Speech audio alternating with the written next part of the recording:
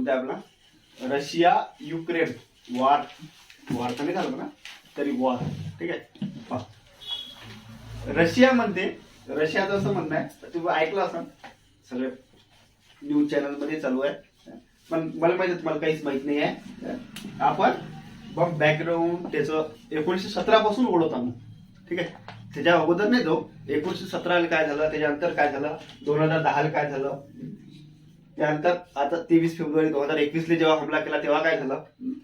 Russia काय म्हणते, हे वार होय काय नाही, रशिया म्हणते मिलिटरी ऑपरेशन आहे, काय म्हणते, इट्स अ मिलिटरी ऑपरेशन, ठीक आहे. अशी मिलिटरी ऑपरेशन, मी चुकीच लिहिलं, वार नव्हतं पाहिजे, तर रशियाच्या नुसारच पाहिजे होतं, काय होतं मिलिटरी ऑपरेशन, ठीक आहे. अशी मिलिटरी ऑपरेशन नाही काय अमेरिकेने येऊन केलेले, ठीक आहे. अमेरिका जेव्हा असे ऑपरेशन करते त्याला ते वॉर नाही म्हणत, काय म्हणते मिलिटरी ऑपरेशन, आणि ते म्हणते हे त्या देशाच्या हितासाठी आहे.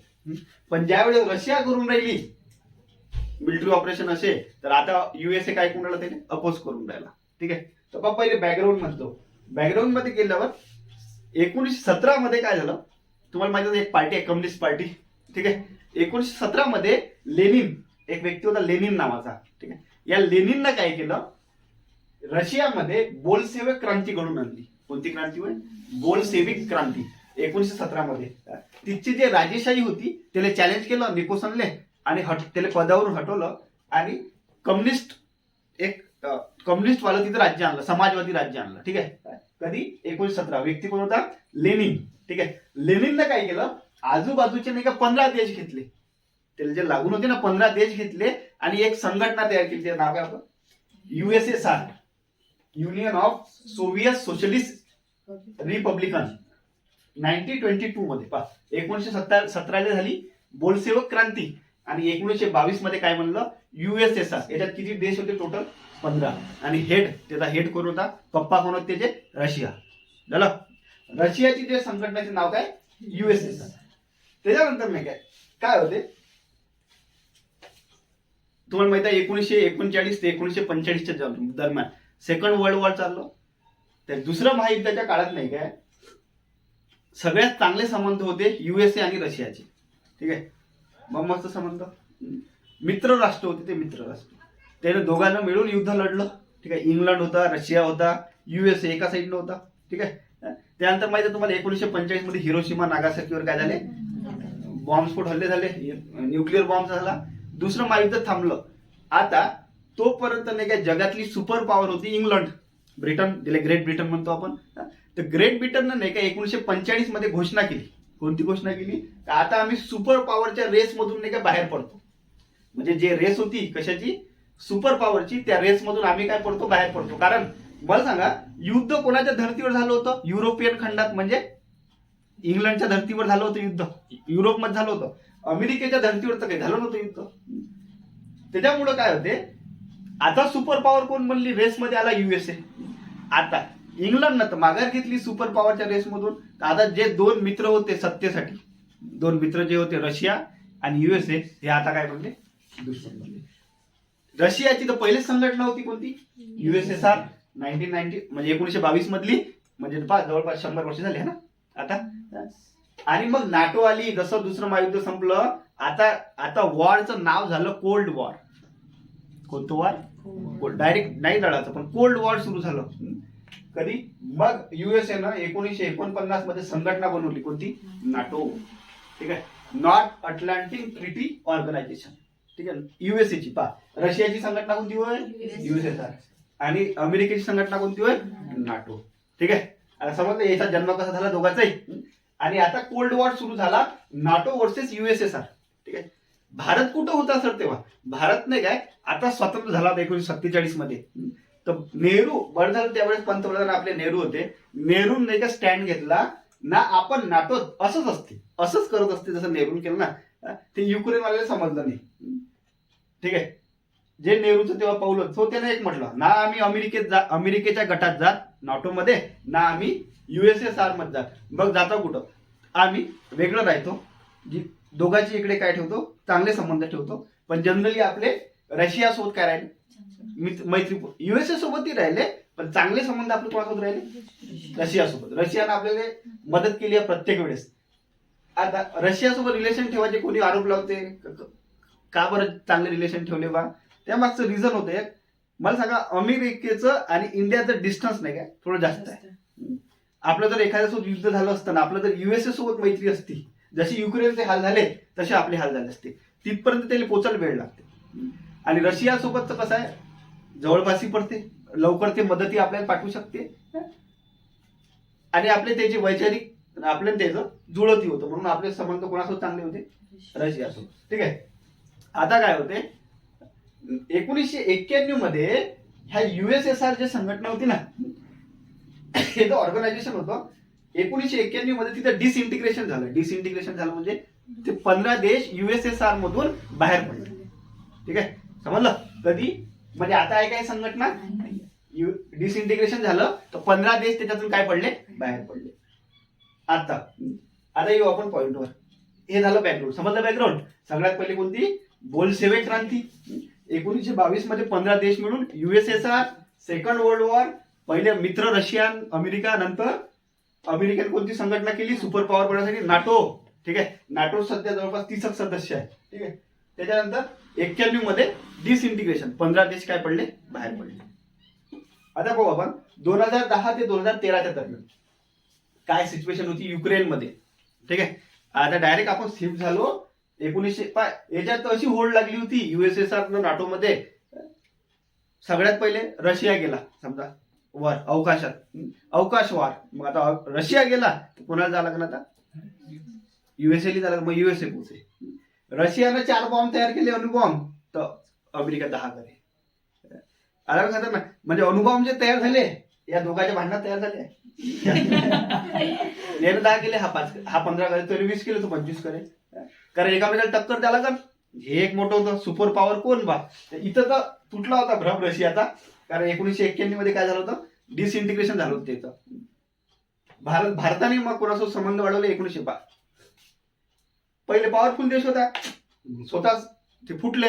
भारताने मग रिलेशन कोणासोबत वाढवले, US. सर हे स्वार्थीपणा नाही काय, हो तसे असते संबंध. ज्याच्यापासून फायदा आहे त्याच्यासोबत कोणीच मित्र नसते, कोणीच शत्रू नसते. बस आपले हित जे आहे ते बरकरार आहे, म्हणजे ते हित आपले आपण जोपासले पाहिजे. आता एखादं हे तर अलगच स्वार्थीपणा आहे. ठीक आहे, तेच नियम आहे तो जगाचा. ठीक आहे. इथे युक्रेनचा जो नाव मोठं कठीण लेखाचा जेलेन्स्की. ठीक आहे, राष्ट्रपती जेलेन्स्की समजा इमोशनल निघाला.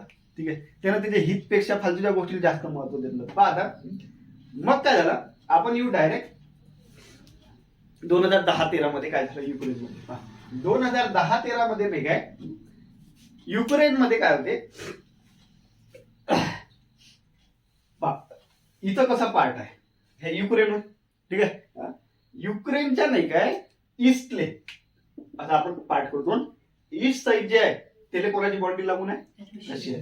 वेस्ट साइडला लागते इकडून, इथून लागला युरोप, पोलंड, एकदम लागून आहे पोलंड देश. ठीक आहे. युक्रेनचा वर आहे बेलारूस, खाली आहे क्रिमिया. ठीक आहे, सी ऑफ अजॉय आणि ब्लॅक सी. ठीक आहे, हे मॅप डोक्यात बघा पहा. ईस्टले कोणता देश आहे, रशिया, आणि वेस्टले काय युरोप चालू होते पोलंड पासून समजा. पहा आता काय होते, युक्रेनचे नाही काय, युक्रेनचे बरोबर लक्षात द्या, युक्रेनचे ईस्टचे जे लोक आहे म्हणजे पूर्व साईडचे जे लोक आहे हे नाही काय प्रो रशिया आहे. प्रो रशिया म्हणजे रशियाच्या फेवरचे. याची बॉन्डी कोणाला लागून आहे, रशियाला लागून. जर तुम्ही आता फॉर एक्झाम्पल जम्मू काश्मीर मध्ये जर गेले तर काही लोक पाकिस्तानच्या फेवरचे राहत आणि काही लोक इंडियाच्या फेवरचे राहत.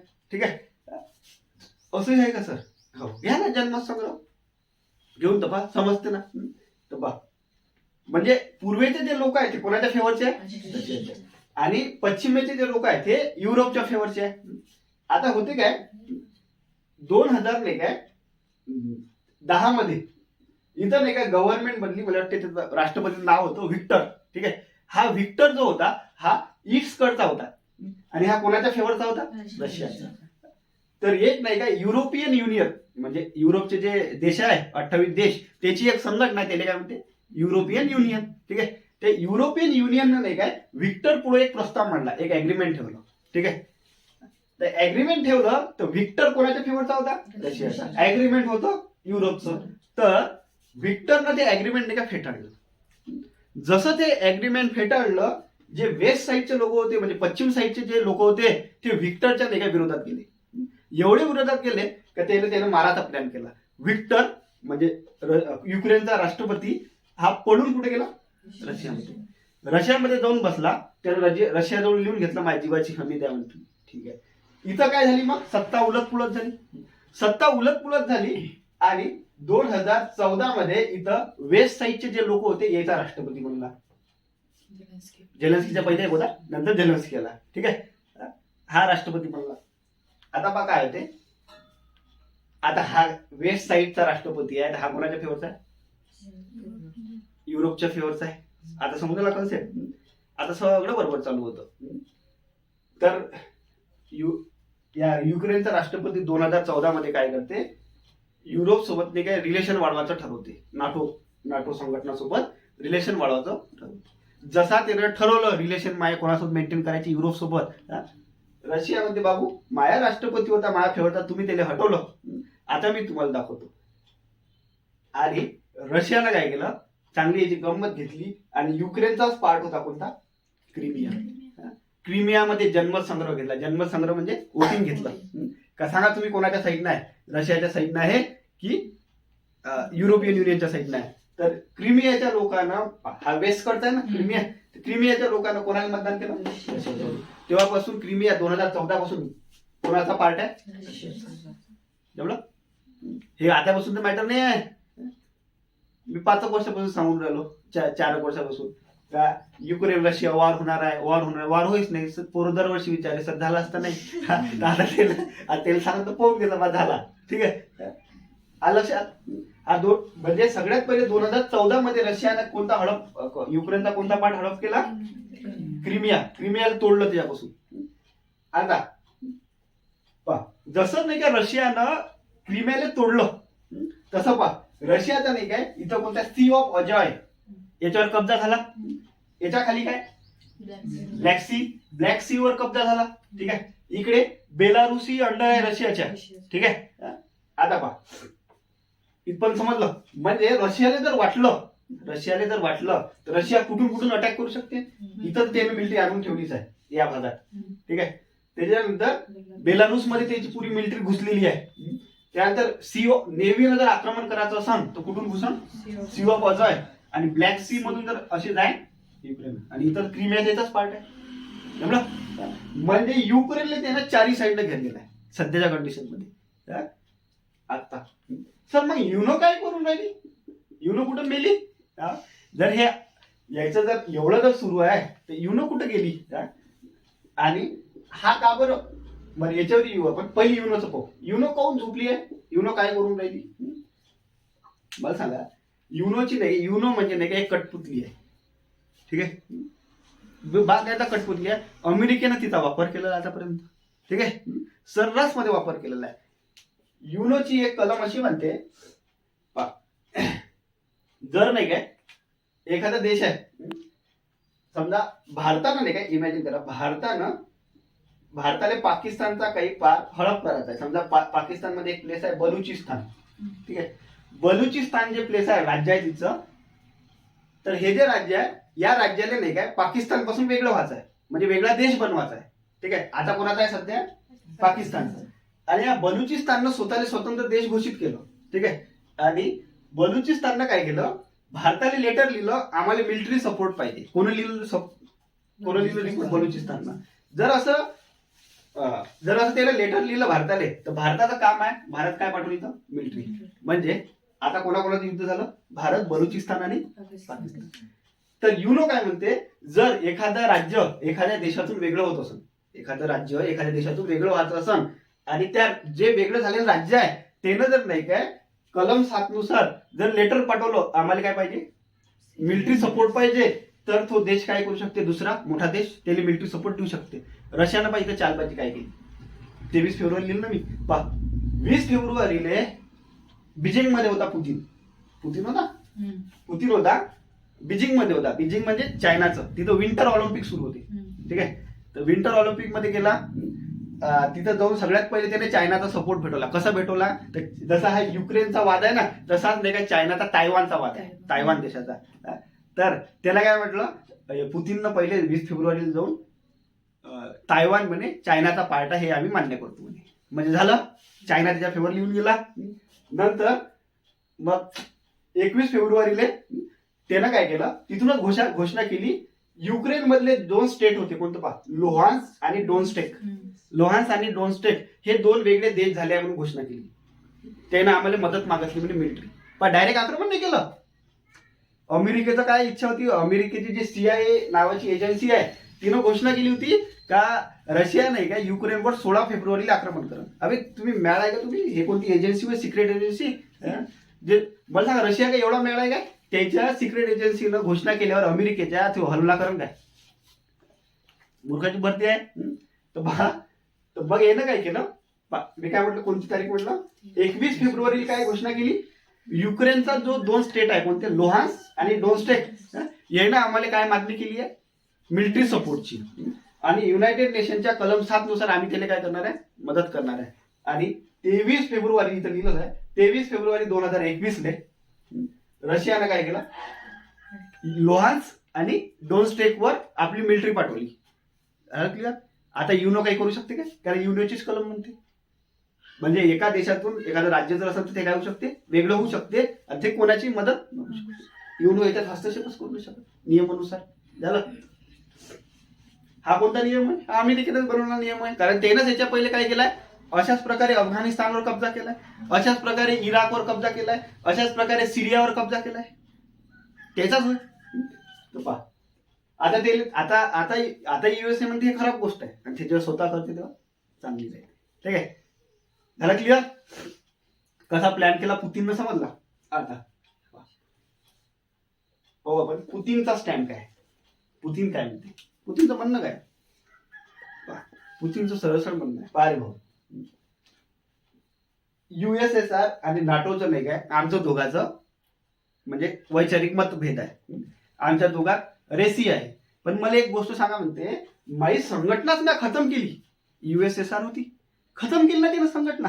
मग नाटो ठेवायची काय गरज आहे काय? तुम्ही काय करा, नाटोही काय करून टाका, खतम करू. माझी संघटना खतम झाली, आपल्या दोघातच कॉम्पिटिशन होती, तुम्ही नाटोही खतम करून टाका ना. तुम्ही काय माझ्या आजूबाजूचे देश तुमच्या याच्यात सामील करून घेऊन राहिले, त्याचं काय चुकलं?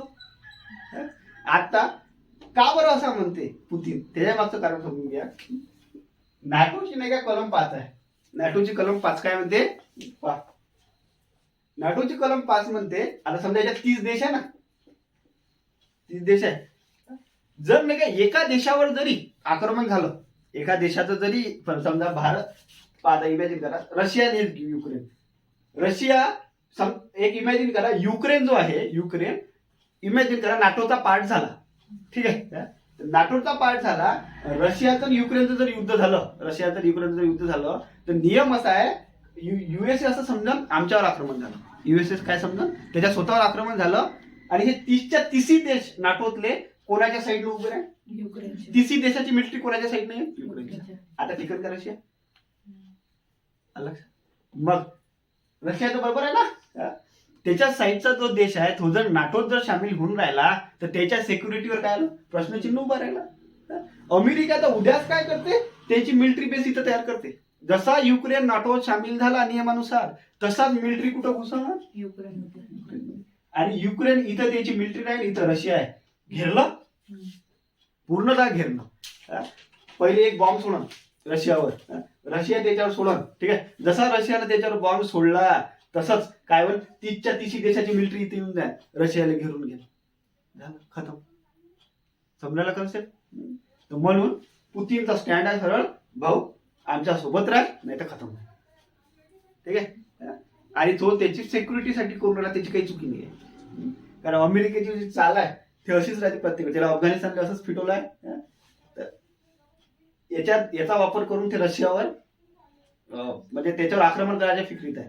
ते काही तो जम्मू देऊ नये. ठीक आहे, त्यानंतर जेलेन्स्कीचं काय चुकलं. आता कसं आहे, जेलेन्स्की पुतीन काय म्हणते, हा जो आहे ना इकडचे जो लोक आहे ना, ईस्टचे पूर्वेकडचे, हे लोक नाही का याची लँग्वेज आहे रशियन. हे कोणती भाषा बोलते? रशियनच लँग्वेज बोलते. तर पुतीन काय म्हणते, हा जो झेलेन्स्की आहे ना, हा जेव्हापासून सत्तेत आला ना, हा रशियन बोलणाऱ्या युक्रेन मधल्या लोकांवर अत्याचार करते. लक्षात, त्याची हत्या करते, असं कोणाचं म्हणणं आहे? ठीक आहे. हा जो आहे हा आहे ज्यू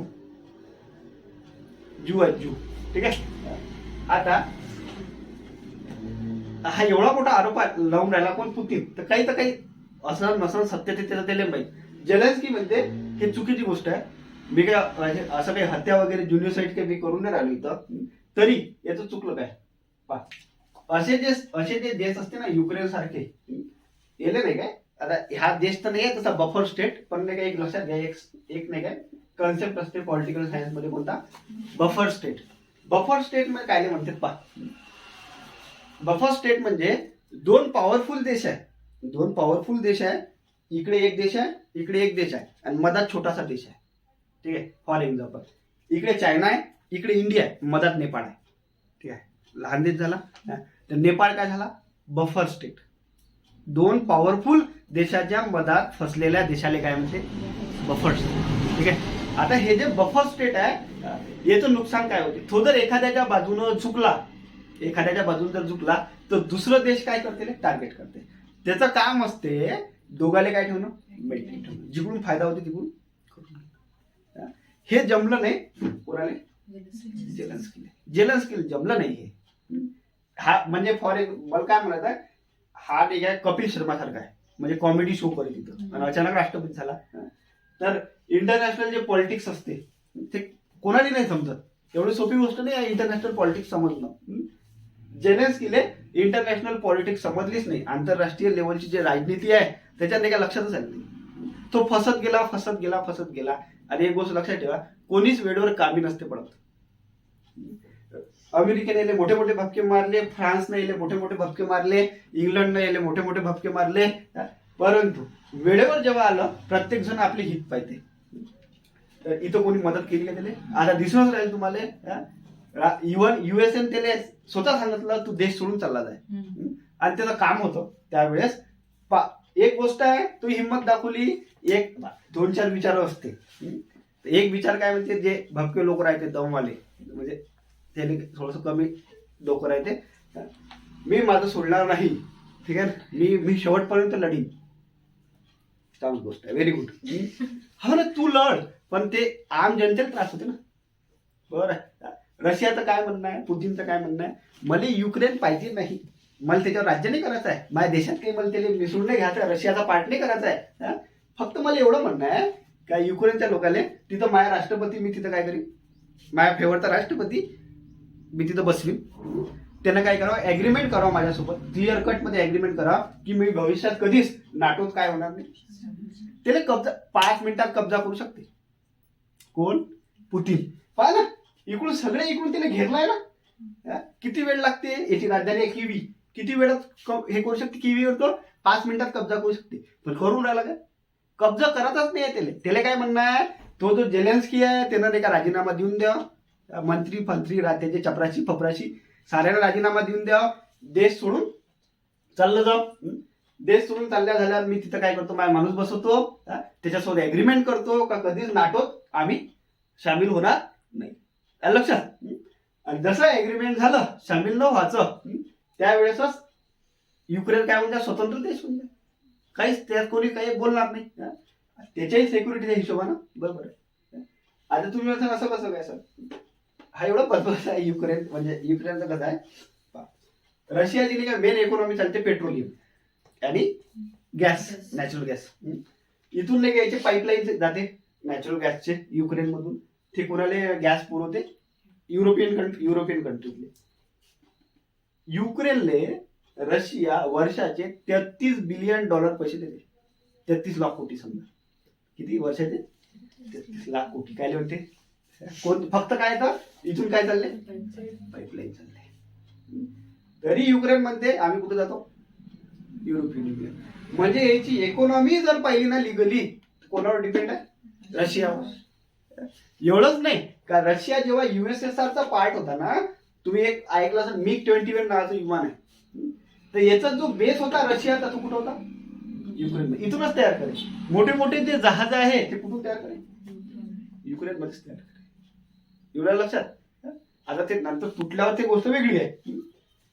समजलं पूर्ण कन्सेप्ट. आता पहा आता इंडियाचा स्टँड काय आहे? इंडिया काय? इंडिया पहा 2-3 नाही का देश आहे. इंडियाचा स्टँड काय ते सांगतो. पहिले पहा एक रेझोल्युशन आलं युएनओ मध्ये का बा रशियाचं जे ॲग्रेशन आहे त्याच्यावर कोणाचं काय मत आहे. तर इंडियाने काय केलं ते वोटिंग जे होतं ना त्याच्यातून इंडिया चालला गेला. वोटिंगच नाही केलं. हो नाही म्हटलं, नाही नाही म्हटलं, उठून चालला गेला. ठीक आहे. इंडिया. चायनाने तसंच केलं, ऑस्ट्रेलिया केलं वोटिंग. आणि दुसरं होतं युएई नाही काय केलं, ऑस्ट्रेलिया. आता प्रश्न हा होता इंडियाने केलं ठीक आहे, चायनाने केलं ठीक आहे, युएसए मध्ये अबे युएई तू काय, तू मित्र आहे आमचा, तू काय करून राहिला. तर पा युएईचा काय प्रॉब्लेम आहे माहिती आहे काय? रशियाला काय हुशार आहे. पा मिडल ईस्ट कंट्री आहे युएई. मिडल ईस्ट मध्ये दबदबा कोणाचा आहे? रशियाचा आणि युएसएचा. आणि पा युएई काय म्हणते? युएईचं सरळ सरळ म्हणणं आहे, पा रे भाऊ आमच्या बाजूने आहे यमन नावाचा देश. यमन नावाचा देश जो आहे तिथं नाही एक संघटना आहे, आतंकवादी संघटना आहे, हैजी नावाची. कोणती? हैजी. आणि हे काय करण, हे संघटना काय करण, रशिया काय करण, इराकले सांगन. इराक काय करण, पैसे कोणाला देन, हैजीले. आणि हैजी काय करण, आमच्यावर आक्रमण कर. दुसरं समजलं. मग युएसए म्हणते, युएसएचा सगळ्यात चांगला मित्र आहे इस्रायल. ठीक आहे. इस्रायलने म्हणते, इस्रायल काय म्हणते, अरे भाऊ आमच्या बाजूला लिबिया देश आहे आणि तिचं नाही का एक संघटना आहे हिजबुल्ला, आतंकवादी संघटना. रशियाचे आणि नाही का इराणचे चांगले संबंध आहे. रशिया इराणले फोन करण, त्या इराणचे ते जे संघटना हिजबुल्ला त्याचे चांगले संघटना आहे. इराण काय करण, त्याले पैसे पोचवण आणि आमच्यावर काय करण ते, म्हणजे आमच्या देशात काय सुरू होईल, युद्ध सुरू होईल. म्हणजे रशियाने काय केलंय, सगळ्यावर कंट्रोल भेटवलेला आहे मिडल ईस्ट. म्हणून सगळेजण अबस्टेन करून राहिले त्यातून. आणि एक आहे रशियामध्ये काय पेट्रोल डिझेल आहे, इराकमध्ये पेट्रोल डिझेल आहे, इराणमध्ये पेट्रोल डिझेल आहे, युएई काय आहे पेट्रोल डिझेल वाला देश आहे. या हिशोबाने काय झालं, चौघे जण काय झाले, मित्र झाले. बर, आपले एकामेकाचे हित एकामेकासोबत जोडलेले आहे. पेट्रोल डिझेलच्या आपण जर युद्धात उतरलो, पेट्रोल डिझेलच्या प्राइसवर काय होऊ शकते, परिणाम होऊ शकते. बरोबर आहे. म्हणून कोणी कोणाच्या साईडने काही झाले. ठीक आहे, समजलं. आता इंडियाचा स्टँड काय, तर मी सांगितलं इंडियाने काय केलं, अपस्टँड केलं, म्हणजे वोटिंगच नाही केलं, इनडायरेक्टली रशियाने सपोर्ट केला. ठीक आहे. इनडायरेक्टली कोणाला सपोर्ट केला, रशियाने. ठीक आहे. पहा इंडिया जेव्हा ते रिझोल्युशन जेव्हा आलं, इंडिया समोर नाही काय असं होतं, Russia aggression what your stand. ठीक आहे. 4 जसं आपल्या पेपरमध्ये असते 4 ऑप्शन होती इंडिया पुढं. कंडेम दिस, म्हणजे त्याच्यावर काय करायचं. दुसरं सपोर्ट रशिया, कंडेम रशिया. दुसरं ऑप्शन काय होतं, सपोर्ट रशिया. तिसरं होतं सायलेंट राहायचं, काहीच नाही बोलायचं, चुप्पी. ठीक आहे. आणि चौथं जे होतं डिस्प्लेजर. 4 काय होते भारताजवळ ऑप्शन होते त्या अग्रीमेंटवर वोटिंग करायसाठी. कोणतं, एक कंडेम त्याला दोषी माना, दुसरं त्याला सपोर्ट करा, तिसरं सायलेंट राहा, चुप्पी, या मॅटरवर मी काही बोलणार नाही, तुमचं मॅटर आहे. आणि चौथं डिस्प्लेजर. इंडियानं काय चूज केलं माहिती आहे का, याच्यातलं एक अबस्टेन झाला. दुसऱ्या इकडे इंडियानं काय केलं, या 4 पैकी डिस्प्लेजरवर क्लिक केलं. ठीक आहे. पहा जर कंडेम केलं असतं, म्हणजे जर दोषी मानलं असतं रशियाले, तर रशिया भारताच्या विरोधात गेला असता. बा ऑप्शनच तसे दिले होते. पेपर कठीण नाही आहे, पण कठीण काय ऑप्शन. दुसरं सपोर्ट जर केला असता रशियाले, तर युएसए विरोधात गेला असता. जर सायलेंट मध्ये राहिला असता तर असा मेसेज केला असता, पाय बाय जगात एवढं मोठं मॅटर सुरू आहे आणि इंडियाने सुपर पॉवर बनायचं आहे, तर इंडिया चूप आहे, तर इंडियाची लायकी नाही आहे सुपर पॉवर बनायची, असा एक मेसेज केला असता जगात. तर मग शेवटचा ऑप्शन आपण मधातला रास्ता चूज केला, आम्ही डिस्प्लेजर आहे. इकडून आपण वोटिंग नाही केलं, नंतर म्हटलं आम्ही डिस्प्लेजर घोषित करतो, कारण असं आक्रमण नाही करायला पाहिजे, शांततेच्या मार्गाने हा नाही का प्रश्न सोडायला पाहिजे. युक्रेनचे राष्ट्रपती आम्ही रिक्वेस्ट करतो, युक्रेनचे राष्ट्रपती झेलेन्स्की आणि रशियाचे राष्ट्रपती पुतिन यांनी काय करावं, आपसी करावं, बसाव, दोघा जणांना मिळून बरोबर बसाव आणि मॅटर सॉल्व्ह करून घ्यावं. ठीक आहे. आम्ही युद्धाच्या काय विरोध मस्त मी नोटिफिकेशन भारतानं काढलेलं आहे. हे काय म्हणते मोठा एक फरस लिहिला ते डिस्प्लेजर काहून आम्ही डिस्प्लेजर आहे बा ते दाखवलं. ठीक आहे, आम्ही युद्धाच्या विरोधात आहे, आमचा देश शांततेच्या फेवरले आहे. ठीक आहे. आता मला सांगा याचं ऍग्रेशन आहे रशियाचं. हे युएसए काय म्हणते रशिया काय अग्रेसिव्ह आहे, तर त्याच्या ऍग्रेशनचा भारताला काहीच लॉस नाही आहे. ते किती अग्रेसिव्ह असू द्या, त्यानं आजपर्यंत भारताला कधी टार्गेट केलं नाही. आता आपलं काय म्हणणं आहे, आपलं स्वतः म्हणजे तुमचं तर काही म्हणणंच नाही आहे, माझं काय म्हणणं आहे तर पाहू आपण कसं काय आपल्याला नाही का एक गोष्ट लक्षात घ्या, दोघाही सोबत नाही का रिलेशन ठेवायचे आहे. युएसए सोबत बी चांगले रिलेशन ठेवायचं आहे आणि आपल्याला रशिया सोबत बी चांगले रिलेशन ठेवायचे आहे. युएसए बी काही एवढा चांगला देश नाही आहे जेवढे ते दाखवते. त्याने असे कार्यक्रम केले आहे, त्यानं सिरियात केलाय, त्याने इराकमध्ये केलाय, त्यानं असं ऑपरेशन इराणमध्ये केलेलं आहे, त्यानं असंच ऑपरेशन अफगाणिस्तानमध्ये केलेलं आहे. ठीक आहे, तालिबानच्या वेळेस पहिला आहे. पण आता पहा हे जे आहे तर पहा एक नाही काय आपल्या दोघांची का बरं गरज आहे चालू एक नाही काय हिंदी महासागर आहे. हिंदी महासागरात नाही काय चायनाचा दबदबा आहे, चायनाचा एकदम दबदबा आहे. जर हिंदी महासागरात नाही काय जर चायनाला जर काउंटर करायचं असन, चायनाला जर टार्गेट करायचं असन, भारताला जर तिथं माहोल तयार करायचा असन तर युएसए ची मदतीची गरज आहे. काय म्हटलं मी हिंदी महासागरात चायनाचा माहोल आहे आणि चायनाला जर टार्गेट करायचं असन तर कोणाची मदतीची गरज आहे, युएसएच्या मदतीची गरज आहे. तिथं रशियाचा दबदबा कमी आहे, युएसएचा चांगला आहे, तर चायनाला टार्गेट. मग आपण एक ग्रुप तयार केला आहे क्वाड. याच्यात कोणते कोणते देश आहे, याच्यात युएसए आहे, याच्यात ऑस्ट्रेलिया आहे, याच्यात इंडिया आहे, जपान आहे. कोणते कोणते ऑस्ट्रेलिया, युएसए, जपान आणि आहे इंडिया. ठीक आहे, हे 4 देश आहे याच्यात क्वाड ग्रुपमध्ये. हे काय करते चायनाचा दबदबा रोखते इंडो स्पेसिफिक रिजन मध्ये हिंदी महासागराच्या एरियात. रशियाची गरज का बरं आहे भारताला, रशियाची गरज भारताला एवढं याच्यासाठी आहे का सेंट्रल एशिया म्हणजे जो अफगाणिस्तानचा एरिया आहे, सेंट्रल एशियामध्ये जर भारताला तिथं अफगाणिस्तान सोबत चांगले रिलेशन जर ठेवायचे असेल भारताला तर तालिबान संघटना लक्षात घ्या, तालिबानच्या संघटना आली ना हे इंडियाच्या फेवरची नाही आहे.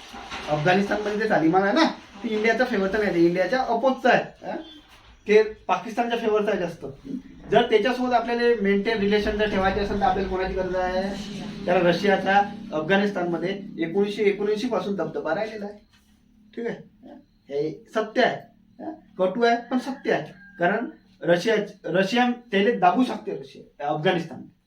त्याच्यानंतर तुम्हाला जर इराक, इराण ते मिडल ईस्ट जे आहे, मिडल ईस्ट कंट्री जे आहे तिथं जर रिलेशन मेंटेन ठेवायचे असेल तर तुम्हाला कोणाची गरज आहे, म्हणजे एशियामध्ये पॉवरफुल जर पाहिलं तर आपल्याला जर भेटते कोणाला भेटते, रशियाची इम्पॉर्टन्स माहिती आहे ना, क्षेत्रफळाच्या दृष्टीने सगळ्यात मोठा देश आहे. अर्धा एशियामध्ये येते थोडासा पार्ट आणि थोडासा पार्ट कुठे येते युरोपमध्ये येते. ठीक आहे, कामाचा देश आहे हा. जेव्हा शांघाई कॉर्पोरेशन ऑर्गनायझेशन मध्ये जेव्हा या संघटनेत भारताला घ्यायची पाळी आली त्यावेळेस कोणी सपोर्ट केला भारताला, रशियाने.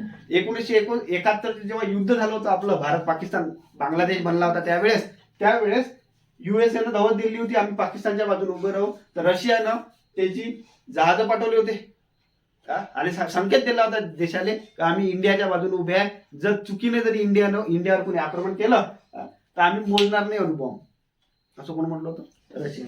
म्हणजे कोण सपोर्ट करत आपल्याला, मग काहीच माहिती येत नाही त्याच्या विरोधात आपण स्टँड घ्यायचा. ठीक आहे, ते आपल्यासोबत कधी खाजून त्यानं स्तुती केली आपल्याला, आपण ऍबस्टेंड केलं, वोटिंग नाही केलं आणि डिस्प्ले जर दाखवलं, त्यानं आपल्याला रिक्वेस्ट बी नाही केली. त्याला माहिती होतं आमची एवढी उपकार नाही आला का तुमच्यावर, तुम्ही जर आता जर आम्हाला मदत नाही करसाल तर काय होईल मग पाहू. त्यानं काहीच नाही, आपण जनरली कसं आपलं काही प्रॉब्लेम मला मदत कसं आपण असाच मेसेज पाठवतो, रशियाने आपल्याला काहीच नाही म्हटलं, ते वाट पाहून राहिले भारत काय म्हणते. भारत विचार निघाला, भारताला पहिले ऑप्शन केलं नंतर डिस्प्ले. रशिया म्हणे आम्हाला भारताचा, त्याने स्तुती केली भारताची. झालं क्लिअर, समजलं. आता इथं काय लिहिलं होतं तुम्ही G7, तर इथं काय होतं पहिले होतं हे G8 संघटना, जगातले 8 पॉवरफुल देश.